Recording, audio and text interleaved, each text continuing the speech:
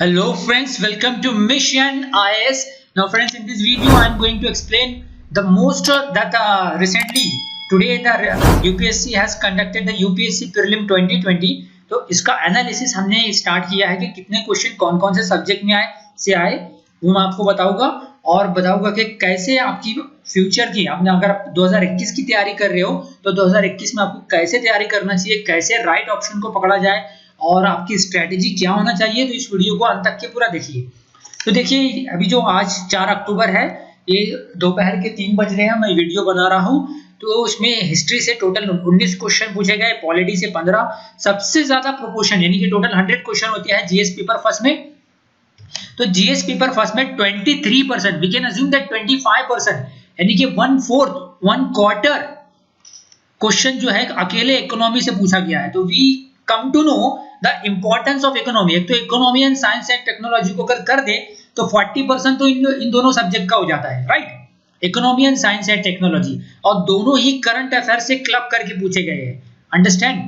जैसे कि बहुत सारे क्वेश्चन हमने मिशन आईएएस में बहुत सारे आपको 360 क्वेश्चन बनाए थे हर साल। 2017 से हमने इनिशिएटिव स्टार्ट किया है, 2017, 18, 19 और ये 20 में भी हमने प्रूव करके दिखाया।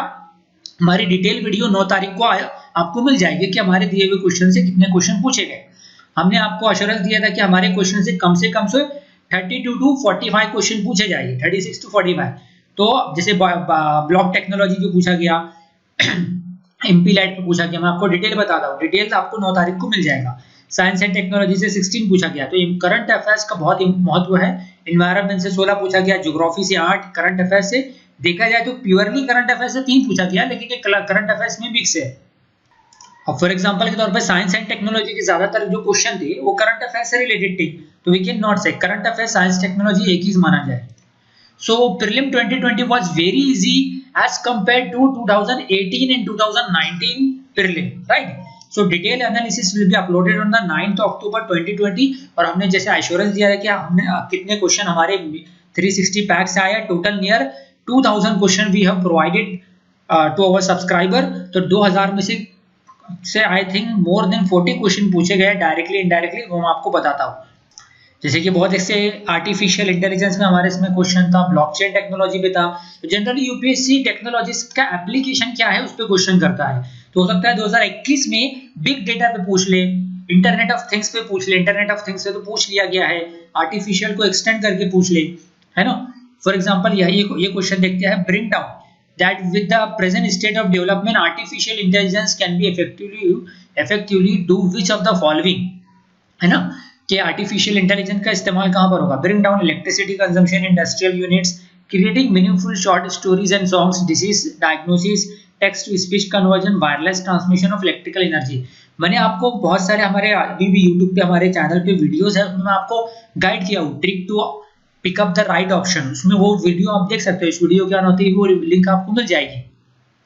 वो मैंने 10 दिन पहले वीडियो बनाया हूँ इस एग्जाम से पहले, मैं आपको गाइड करा था, उसमें बोला था कि साइंस एंड टेक्नोलॉजी में जो भी क्वेश्चन आए ना तो उसका आंसर मैं आपको मतलब कुछ स्पिरिचुअल और अंधे धुड़ी नहीं मार रहा हूँ, मैं आपको ये बोल रहा हूँ कि साइंस एंड टेक्नोलॉजी के ज्यादातर क्वेश्चन का ना डी ऑप्शन ही कि सारे ऑप्शन करेक्ट रहते हैं। आप देख लो पिछले साल का यूपीएससी का प्रीलिम का पेपर उठा के remote sensing technology, GPS technology के इस्तेमाल पे पूछा इसने, तो इस तरीके से इस साल आर्टिफिशियल इंटेलिजेंस पे पूछा तो इसके इस्तेमाल सारी चीजों में आएगी, राइट।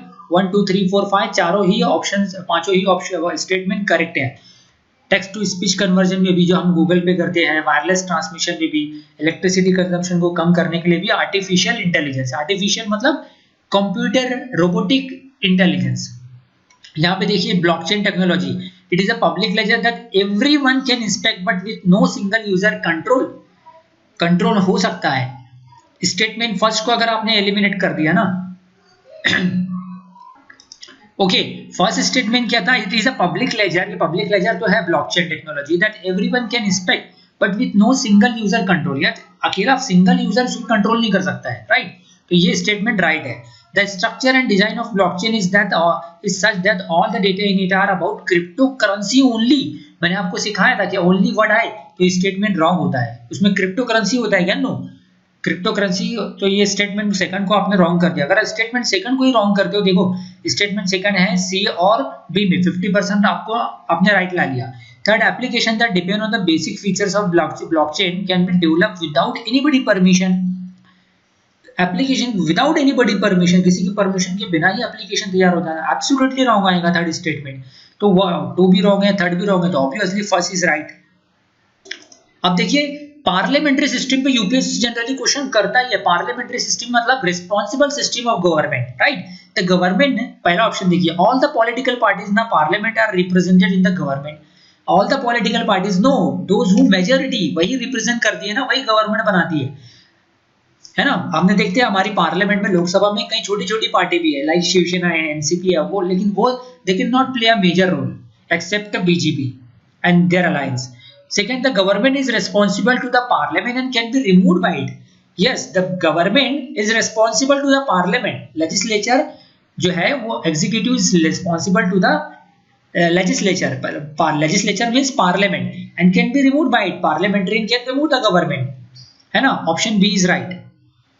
अब देखिए यूपीएससी ने एक क्वेश्चन ऑलरेडी कई सालों पहले, इसलिए मैं आपको एक गाइड कर रहा हूँ. अगर आप 2021 की तैयारी कर रहे हो ना, तो कम से कम तो 2011 से 2020 का पेपर सब सॉल्व करना है आपको, तो डेफिनेटली आप 2021 का प्रीलिम पास कर जाओगे. ये क्वेश्चन रिपीट हुआ है 2014 या 15 में रिपीट हुआ है, विच पूछा गया था, which part of the constitution of India declares the ideal of the welfare state. Welfare state is the directive principle of state policy, DPSP. Understand. Next देखते हैं, the constitution of India define its basic structure in terms of federalism, secularism, fundamental right and democracy, right.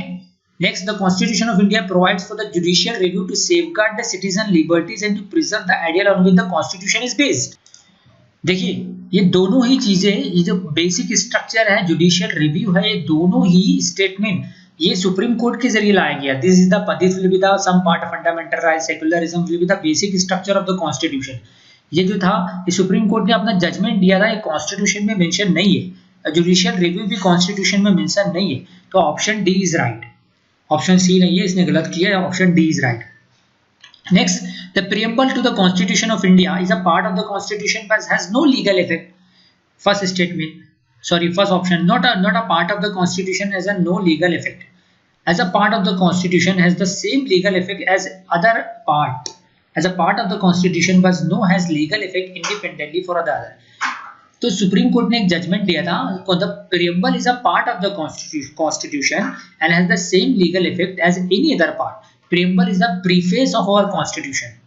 तो answer, अगर आप अपने fundamental right पढ़ा होगा या और directive principle of state policy पढ़ा होगा, तो fundamental rights are enforceable by court है, राइट. चौथा ऑप्शन देखिए, 28 number question, with reference to the provision content in the part 4 of the constitution of India, which of the following statements are correct? They shall be enforceable by court. No, because part 4 contains the directive principle of state policy, na, they are the enforceable by states, they are not legal rights. Understand? They shall not be responsible by any court. Yes, statement 2 is right, and the principle laid down in this part are influence the making the laws by the state. So option 2 and 3 is right. तो answer D is correct. So detail अगर आप देखना चाहते हैं तो हमारे channel को subscribe कीजिए और इस वीडियो को ज़्यादा से ज़्यादा शेयर कीजिए, ताकि वो 9 तारीख को जब हम वीडियो अपलोड करेंगे तो उनको सारी चीज़, सारे राइट एनालिसिस, राइट आंसर की और कट ऑफ कितने भी होगा, मैं आपको डिटेल 9 तारीख को वीडियो हम उसमें डिटेल एनालिसिस पीपीटी फॉर्मेट में रिप्रेजेंट करेंगे, उसके जरिए आपको पता चल जाएगा. तो इस वीडियो को ज़्यादा से ज़्यादा शेयर कीजिए and don't forget to press the bell icon and subscribe our channel mission.